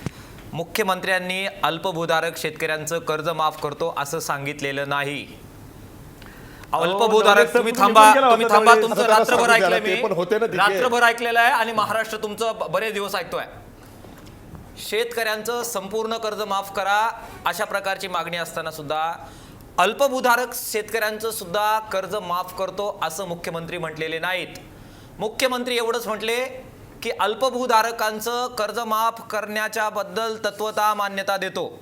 आम्ही तत्वतः मान्यता या शब्दावर ऑब्जेक्शन घेतलं हा. आणि आम्ही वारंवार त्यांना सांगितलं का हा तत्वतः शब्द फसवाय.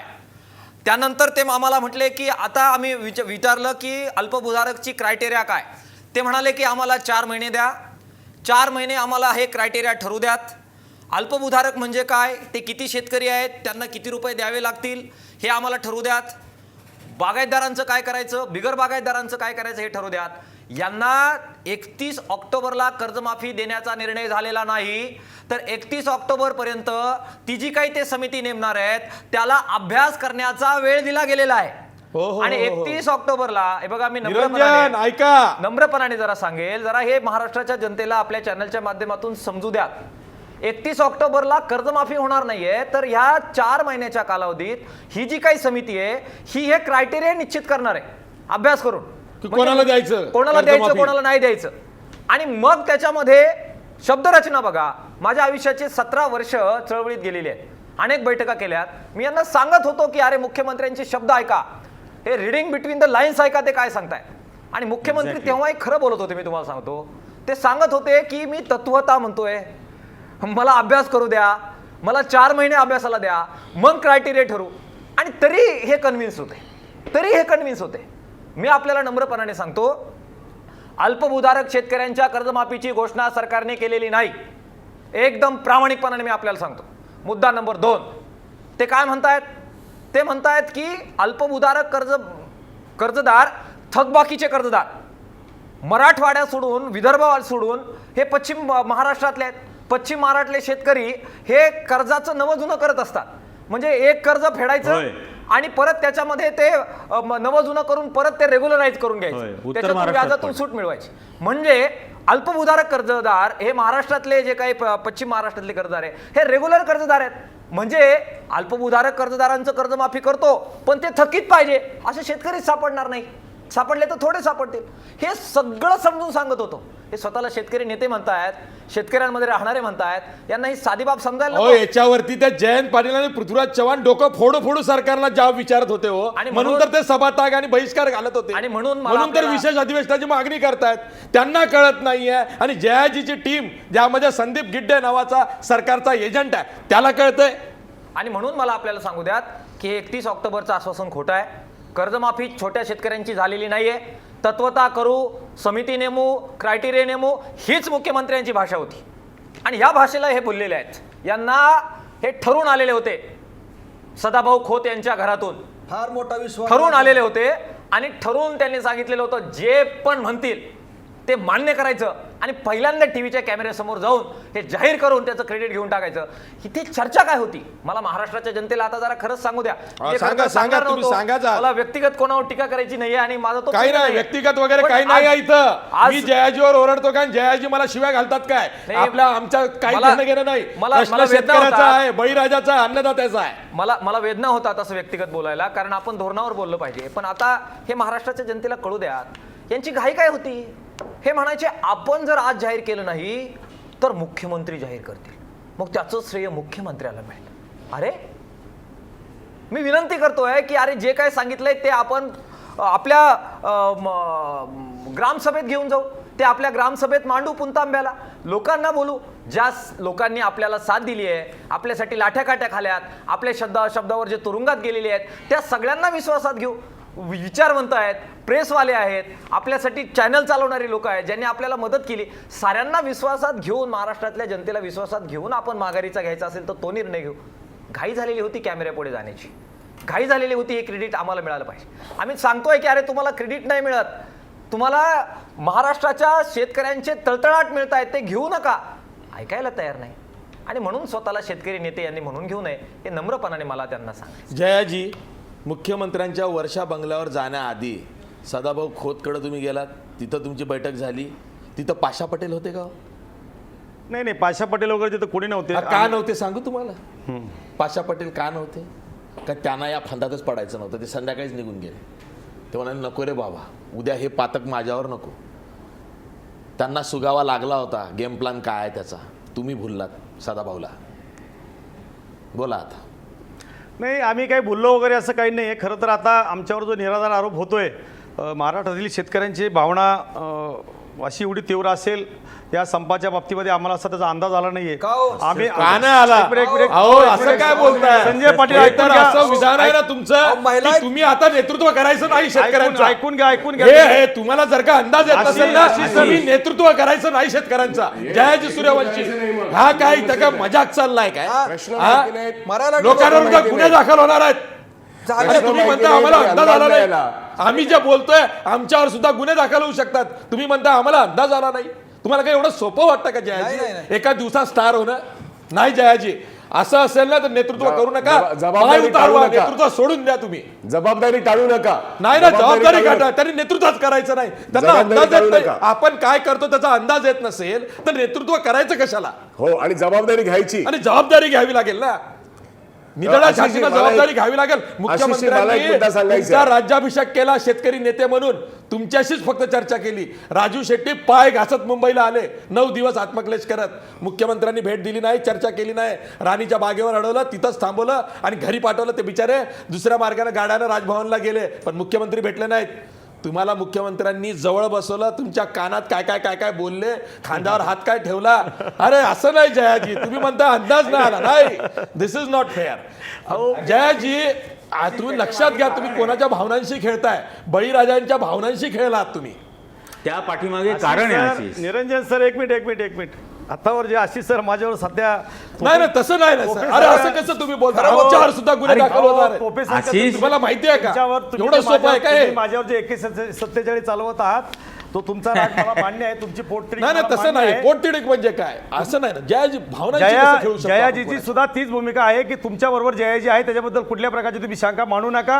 कारण जयाजी हा शेतकरी चळवळीतला कार्यकर्ता आहे, कोणाच्या राजकीय पक्षाचे का कोणाच्या याला बोललेला कार्यकर्ता नाहीये.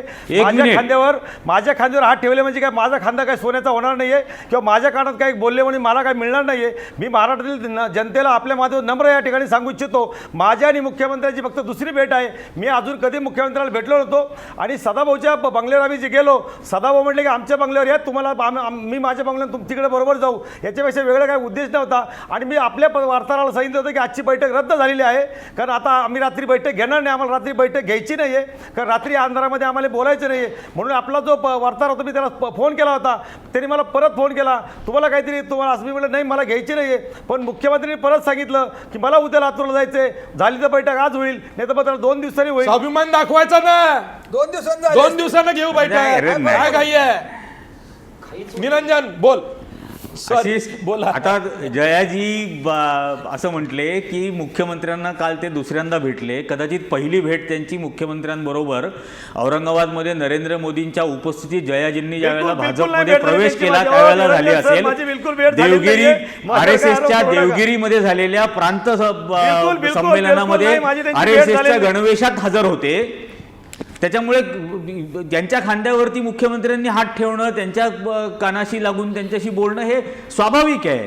नाही, नाही, आणि प्रश्न हाच मुख्यमंत्री आहे की वर्षा महाराष्ट्रातल्या बंगला आहे, उर्वरित वर्षाचा शेतकऱ्यांचा चहा हा सर्वांनाच गोड वाटत असतो. पोहे मिळाले की नाही मला माहित नाही, पण चहा तर काय म्हणजे मुख्यमंत्र्यांचा चहा घेतला हे गावाकडे सांगायला फार आतुर असतात लोक. पण जयाजी, आपण कशासाठी गेलो होतो? पहिला निर्णय कर्जमाफी, दुसरा काय सांगा? दुसरा स्वामीनाथन आयोगाची अंमलबजावणी करणं. काय झालं स्वामीनाथन आयोगाचं? उल्लेखही नाही. स्वामीनाथन आयोगाचा जो विषय आहे तो केंद्र सरकारच्या अखत्यारीमध्ये आहे. त्या संदर्भामध्ये त्यांनी तर खरं तर दुर्दैवाचा विषय आहे की स्वामीनाथन आयोगाच्या बाबतीमध्ये सुप्रीम कोर्टामध्ये त्यांनी लेखित दिलेलं आहे की आम्ही हा अंमलबजावणी करू शकत नाहीये, म्हणून आम्ही आणि त्याला तुम्ही बोललात.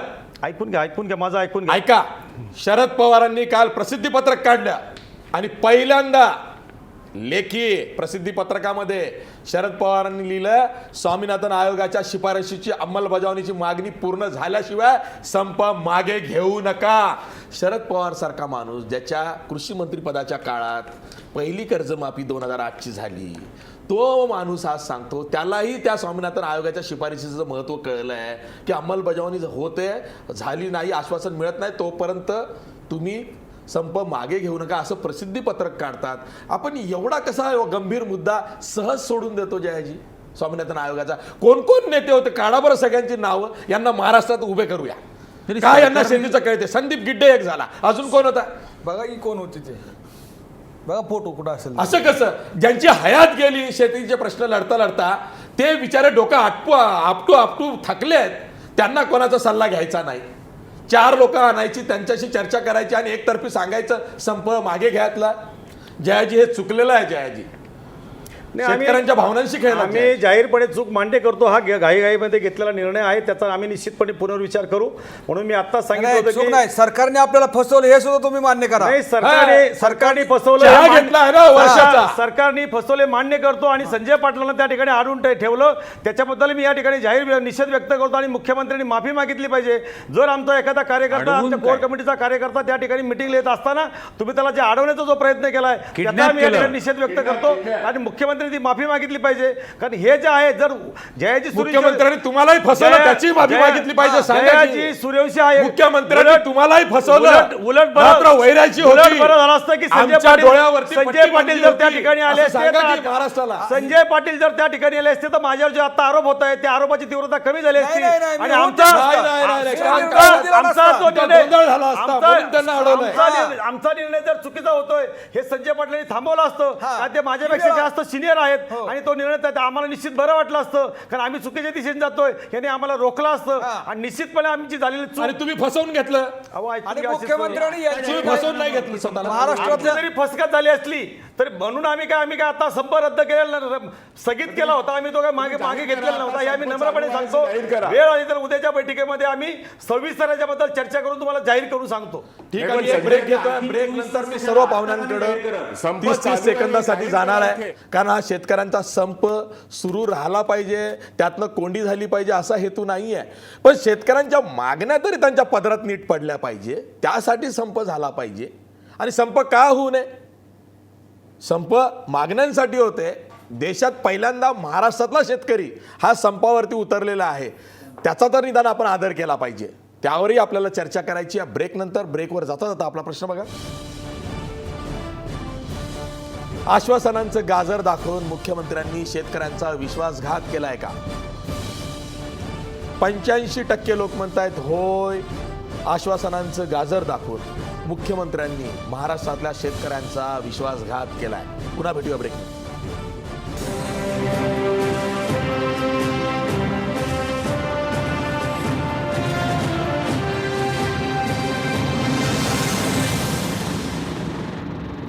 ब्रेक नंतर पुन्हा तुमचं स्वागत. रात्र वैऱ्याची होती. मुख्यमंत्र्यांनी जयाजींना आणि जयाजींच्या माध्यमातून समस्त शेतकऱ्यांचा विश्वासघात केला आहे.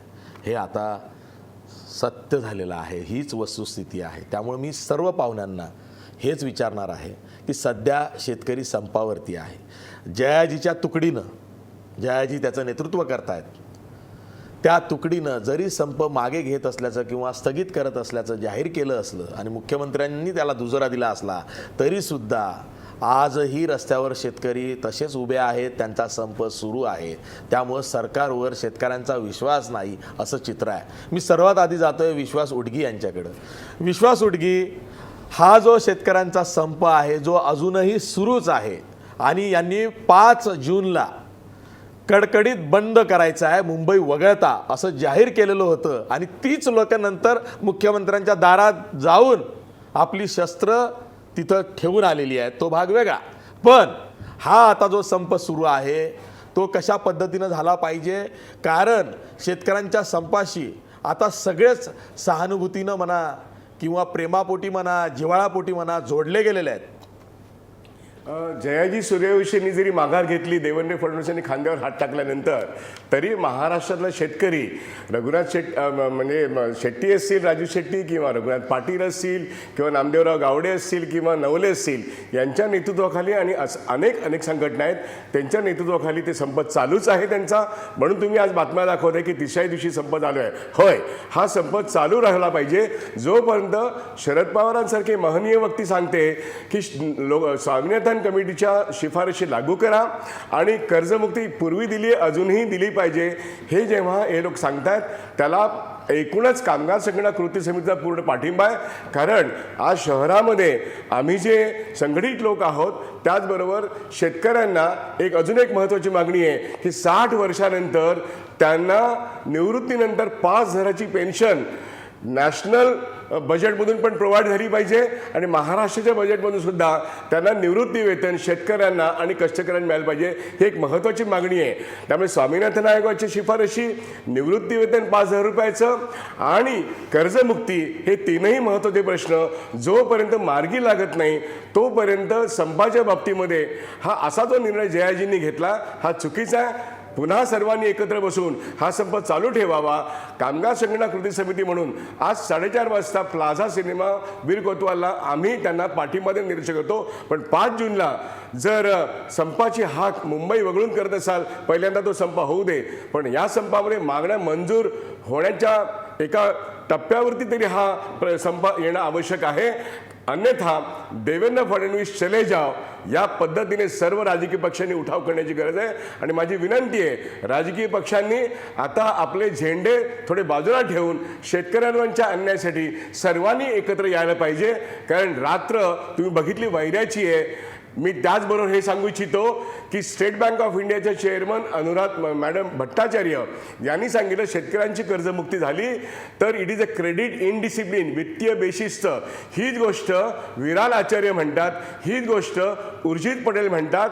आणि हे रिझर्व्ह बँक ऑफ इंडिया आणि नाबार्डची आता पॉलिसी झाली आहे, आजच्याच वर्तमानपत्रांमध्ये आलेली आहे की यांना जर कर्जमुक्ती दिली तर बँकांची वित्तीय बेशिस्त वाढेल.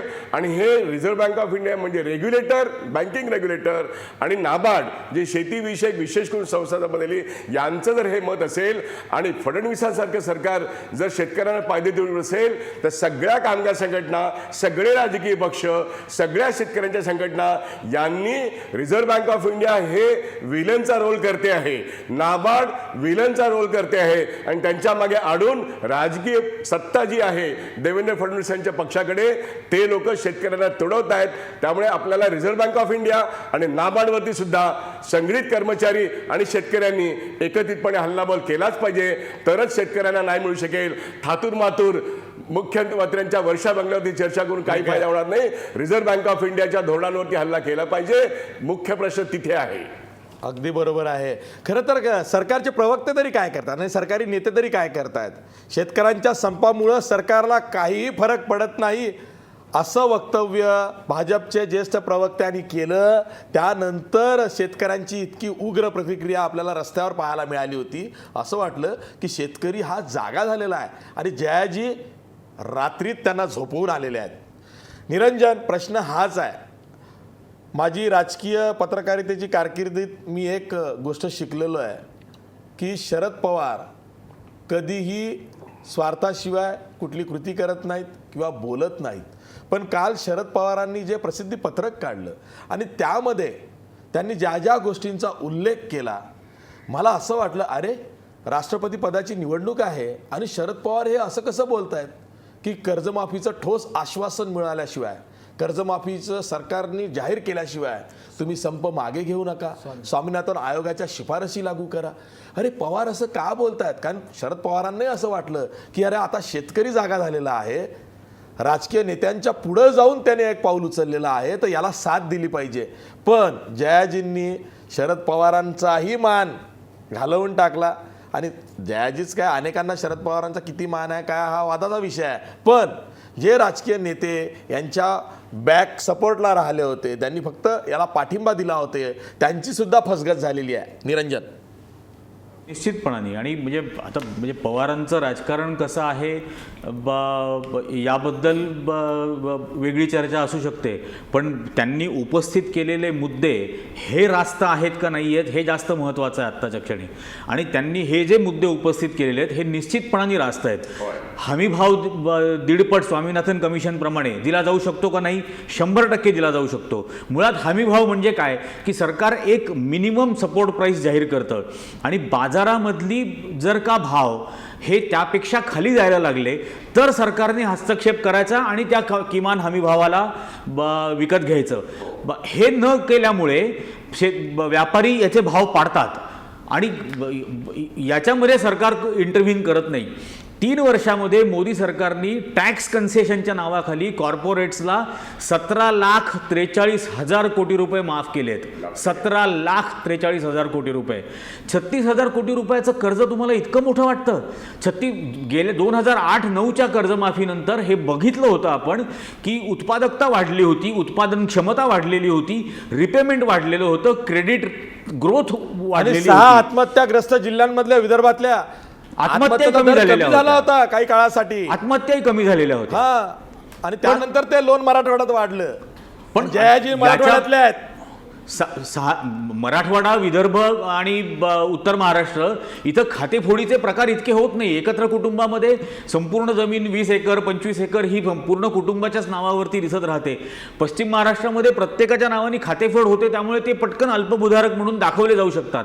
अर्थात अल्पभूधारक असले तरी सुद्धा ही जी पद्धत आहे जुन्याचं कर्ज नवीन करून घ्यायचं म्हणजे व्याज फक्त भरायचं आणि ते कर्ज कंटिन्यू करायचं. त्यामुळे मगाशी नवले सर म्हटले त्याप्रमाणे ते बरोबर आहे की नाशिकमध्ये असे दिसणार नाहीत कारण की जुनं कर्ज नवीन केलेलं आहे. पश्चिम महाराष्ट्रात असे दिसणार नाहीत कारण जुनं कर्ज नवीन केलेलं आहे. थकबाकीदार पश्चिम महाराष्ट्र आणि उत्तर महाराष्ट्रात दिसणार नाही. अल्पभूधारक मराठवाडा आणि विदर्भामध्ये दिसणार नाही. त्यामुळे मग कर्जमाफी कोणाला? हा प्रश्न याच्यामध्ये येणारच आहे. 1 लाखापर्यंतच जर का कर्जमाफी झाली आणि त्याला जमिनीची मर्यादा नाही ठेवली तर मग कोरडवाहू शेतकऱ्याचा त्यात बऱ्यापैकी समावेश होईल. हो, असाही निश्चितपणाने. तोडगा निघाला असताना तर महाराष्ट्रानं तो मान्य केला असता. हो, कारण आज गरज निश्चितपणाने. तिथं आहे. पण तेही नाही. या सगळ्यामधली जुमलेबाजी लक्षात येते आणि गेली 3 वर्ष आपण फक्त जुमलेच ऐकलेले आहेत. त्याच्यामुळे आता रोखठोक सर्व मागण्या या कागदोपत्री मान्य झाल्याशिवाय हे मान्य केलं म्हणजे संप मागे घेतला जाऊ नये. संपामध्ये आपली प्रसारमाध्यमांची सुद्धा ही जबाबदारी असेल की विशेषतः अर्बन मिडल क्लास म्हणजे शहरी मध्यमवर्गीय जे आहेत त्यांना ग्रामीण भागातल्या या सर्व सेन्सिटिव्हिटीज या त्यांच्यापर्यंत रोज सातत्याने पोहोचवल्या पाहिजेत. तर शहरी मध्यमवर्ग सुद्धा या ग्रामीण भागातल्या प्रश्नाला शेतकऱ्यांच्या संपाला समर्थन देण्यासाठी म्हणून उभा राहील आणि तोही त्याची थोडीशी तोशी सोसायला तयार होईल. ठीक आहे. शेवटी मी जयाजी सूर्यवंशी तुमच्याकडे येतो. आत्ता या व्यासपीठावरनं मुख्यमंत्र्यांना तुम्ही काही इशारा देणार आहात की मुख्यमंत्र्यांचा निरोप घेऊनच गावाला परत जाणार आहात? मी खरं तर आत्ता सगळ्यांच्या भावना मी या ठिकाणी ऐकतोय. तीव्र प्रतिक्रिया या ठिकाणी दिलेल्या आहेत. मी आजचा सवालमध्ये महाराष्ट्रातील जनतेने जो काही निर्णय दिलेला आहे की जवळजवळ आता 85 ते 90% शेतकऱ्यांचा या ठिकाणी निर्णय मला दिसतंय की त्यांना मान्य नाही आहे. आणि खरं तर मी आता स्वतः वैयक्तिक या सर्वांच्या बरोबर आहे या ठिकाणी मी जाहीर करतो. आणि मुख्यमंत्र्यांना मी या ठिकाणी नम्रपणे आवाहन करतो की जरी आज ते लातूरमध्ये असतील, लातूरमध्ये त्यांनी ऐकलं असेल, ऐकल की नाही मला माहीत नाही आहे, परंतु आम्ही सर्वजण या सर्व शेतकरी चळवळीबरोबर निश्चित राहणार आहोत. आणि त्याच्या संदर्भातला मी उद्या निर्णय 11 वाजता सकारात्मक निर्णय औरंगाबादमध्ये माझ्या सर्व सहकाऱ्यांच्या बरोबर आणि समन्वय समितीचे बाकीचे सदस्य आहेत त्यांना त्या ठिकाणी बोलून घेऊन या संदर्भामध्ये आम्ही सर्व आपल्याबरोबर आहोत. आम्ही तुमचेच आहोत. आमच्याकडून जरी काही चुकलं असलं म्हणून आम्ही काय फार मोठा गुन्हा केला नाही आहे. पोरगं मांडीवर राखलं म्हणून काय पोरं मांडी कापल्या टाकले जात नाही. आम्ही काय चळवळीतले एक छोटे कार्यकर्ते आहोत. आम्हाला त्यातले काही चक्केपंजे माहीत नाहीत. आणि आम्ही जरी त्याला बळी पडलो असतो तरी आमची भूमिका समजून घ्या, आमची तळमळ समजून घ्या. त्याच्यामध्ये आम्ही जरी आज काही निर्णय चुकीचा झाला असला तरी आम्ही संप स्थगित केला होता. असं आम्ही मागे घेतलेला नव्हता. कारण आम्हालाही तुम्ही समजून घेतलं घेतलं पाहिजे. जर तसं नाही झालं तर मग आम्ही काही शेतकऱ्याच्या पोटचे असणार नाही आहे. मी स्वतः शेतकरी आहे. शेतकऱ्याच्या बाबतीमध्ये मला परवा दिवशी औरंगाबाद बाजार समितीमध्ये प्रचंड मारहाण झाली होती, आपल्या चॅनलच्या माध्यमातून दाखवली होती. आणि खरं तर मी गेले 15 दिवस विदर्भात, मी मराठवाड्यातला प्रत्येक जिल्हा घेतलेला आहे, प्रत्येक ठिकाणी, आणि प्रत्येक ठिकाणी सभा घेतली. त्यामुळे मला मराठवाडा आणि विदर्भामधली प्रत्येक गावाची काय परिस्थिती माहिती आहे. म्हणून त्यांच्यापेक्षा मी काय वेगळा नाही आणि मी काय मोठा नाही आहे. पुन्हा रघुनाथदादा पाटील किंवा शरद पवार साहेब असतील, शेट्टी साहेब असतील, यांच्यापेक्षा मी काय वेगळा नाही. मी अत्यंत त्याच्यातला एक छोटासा घटक आहे. पण निश्चित मी या ठिकाणी आपल्या व्यासपीठावर सांगू शकतो की उद्याच्या बाबतीमध्ये आम्ही तुमच्यावर असते तर मी सकारात्मक निर्णय घेईल. या ठिकाणी मी तुम्हाला आश्वासन देतो. ठीक है, सुबह का भूला ही शाम को उपलब्धी अगर आया आजची. तो उसे भूला नहीं कहते. आणि महाराष्ट्राचा मन इतकं मोठं आहे की जयाजीची एक चूक ते पोटात घालायला, पदरात घालायला कमी करणार नाही. पण जयाजी, सकारात्मक निर्णय घ्या, शेतकऱ्यांचं मन ओळखा, त्यांचा हिरमोड करू नका. विश्वासघात मुख्यमंत्र्यांनी केला आहे, आता तुम्ही त्यांच्यासोबत राहा. मी शेवटी संजय पाटील आणि अजित नवले, माझ्याकडं अगदी 30 सेकंद आहेत. शेवटी एका वाक्यात काय सांगा? मी एकच फक्त सांगेल की महाराष्ट्राच्या शेतकऱ्यांनी लढा सोडलेला नाही आहे. येत्या 8 तारखेला जे सगळे मान्यवर शेतकरी संघटना आहेत, मान्यवर नेते आहेत, ते आम्ही सगळे महाराष्ट्रातले लोक 8 तारखेला नाशिकमध्ये जमतोय. आणि सगळ्यांना विश्वासात सर्वांना घ्या, विश्वासात असतील आपण नसतील घेणार सगळ्यांना बोलवा. आपण सर्व जे काही विचारवंत आहेत त्यांना आपण बोलवतो आहे, शेतकऱ्यांच्या संघटनेला बोलवतो आहे. कामगार आणि संघटना 8 तारखेला एक परिषद घेऊन एक संबंध, पुन्हा एकदा एक नवी भरारी शेतकऱ्यांच्या लढ्याची आपण नक्की घेऊ. जिंकल्याशिवाय परत माघारी नाही, या भावनेनंच महाराष्ट्रातील जे काही शेतकरी भूमिपुत्र आहेत ते काम करतील आणि विजयाचा दिवस याच देही याची डोळा आपण पाहू, हा विश्वास मी या ठिकाणी व्यक्त करतो. संजय पाटील, या ठिकाणी नवले सरांनी आणि निरंजन टकले सरांनी या सगळ्या एकूण ज्या खुब्या आहेत सरकारने शेतकऱ्यांना फसवण्याच्या बाबतीतल्या, त्या अगदी सविस्तर या राज्यातल्या शेतकऱ्यांना समजून सांगितलेत. त्यामुळे 5 एकरापर्यंतची जी कर्जमाफी आहे ती सुद्धा खोटी आहे, हेही लोकांना आता समजलेलं आहे. या ठिकाणी मी एवढंच सांगतो आशिषजी, ती भूलताप आहे. ही भूलताप आहे, शुद्ध भूलताप आहे. जुमला आहे तो 15 लाखाचा कसा जुमला होता, तोच जुमला या ठिकाणी त्यांनी पुन्हा वापरलेला आहे. या ठिकाणी एवढंच सांगतो की संप होण्या अगोदरपासूनच या सरकारनं, मुख्यमंत्र्यांनी आणि कृषी राज्यमंत्री सदाभाऊ खोतांनी हा संप कसा मोडायचा, ह्यात कशी फूट पाडायची, ह्याची सगळी आखणी करून ठेवलेली होती. आणि त्यावर हुकूम त्यांनी सगळा कार्यक्रम पार पडलेला आहे. मला अटक करून ठेवण्याचा भाग असेल, किंवा मग आमच्या पंजाबराव पाटलाला अटक करून ठेवण्याचा भाग असेल, किंवा इतर लोकांना काही मॅनेज करण्याचा प्रयत्न केला असेल, ह्या सगळ्या गोष्टी या त्यांनी आराखड्याप्रमाणे तयार केलेल्या आहेत. या सगळं पाप या राज्यातला शेतकरी एवढा जागरूक झाला असताना आज सुद्धा एका बीडमध्ये शेतकऱ्यांनी आत्महत्या केलेल्या आहे, रोज आत्महत्या होत आहेत, आमच्या मुली आत्महत्या करतात. तर हे सगळं पाप या राज्यातल्या या भाजपच्या सरकारने केलेलं आहे. त्याच्यामध्ये मुख्यमंत्री आणि सदाभाऊ खोत हे 2 आरोपी आहेत. या ठिकाणी मी सगळ्या शेतकऱ्यांच्या वतीने या ठिकाणी जाहीरपणे मुख्यमंत्र्याला सांगतो की या छत्रपती शिवाजी महाराजांच्या या राज्यामध्ये तुम्ही या शेतकऱ्यांना फसवलेलं आहे, त्यांचा विश्वासघात केलेला आहे. तुम्ही या राज्यामध्ये मुख्यमंत्री म्हणून आमचे राहण्यास लायक नाही. तुम्ही तात्काळ कर्जमाफी तर करा, अन्यथा तुम्ही मुख्यमंत्रीपदाचा राजीनामा द्या. आणि सदाभाऊ खोत हा ज्यावेळेस शाहिस्तेखान स्वराज्यावर चालून आला त्यावेळेस स्वराज्य वाचवण्यासाठी हा शेतकरी शिवाजी महाराजांच्या बाजूने होता. पण त्या ठिकाणी पुण्यामध्ये हा खंडोजी खोपडे देशमुख नावाचा एक जहागीरदार हा शाहिस्तेखानाला जाऊन मिळाला. तसा हा सदाभाऊ खोत हा खंडोजी खोपडे देशमुखाच्या भूमिकेत या राज्यामध्ये वावरतोय, त्याला सुद्धा शिक्षा झाली पाहिजे, अशी या शेतकऱ्यांची भूमिका आहे. एवढंच या ठिकाणी आशिषजी मी तुम्हाला सांगतो. हा शेतकऱ्याचा, बळीराजाचा त्रागा आहे. त्यामुळं मी कोणालाही काही अडवणार नाही. मुख्यमंत्र्यांना, भाजप सरकारला हे ऐकून घ्यावं लागेल. 2.5 वर्ष झालेलं आहे. मागच्या सरकारला दोष देऊन काही होणार नाही आहे. निर्णय घेण्यासाठीच तर तुम्हाला आणलंय जनतेनं निवडून, याचा तरी आदर मुख्यमंत्र्यांनी करावा, एवढीच माफक अपेक्षा व्यक्त करतो आणि आज इथंच थांबतो. जाता जाता आपला आजचा सवाल बघा. आश्वासनांचं गाजर दाखवून मुख्यमंत्र्यांनी शेतकऱ्यांचा विश्वासघात केलाय का? 92% लोक म्हणतायत होय, मुख्यमंत्र्यांनी शेतकऱ्यांचा विश्वासघात केलाय. जयाजी सूर्यवंशी, तुम्ही आता सकारात्मक निर्णय घ्या आणि आपलं पाणी, बाणेदार व्यक्तिमत्व, आपला निर्णय हा पुन्हा दाखवून द्या. आज इथंच थांबूया. पाहत राहा महाराष्ट्रवर.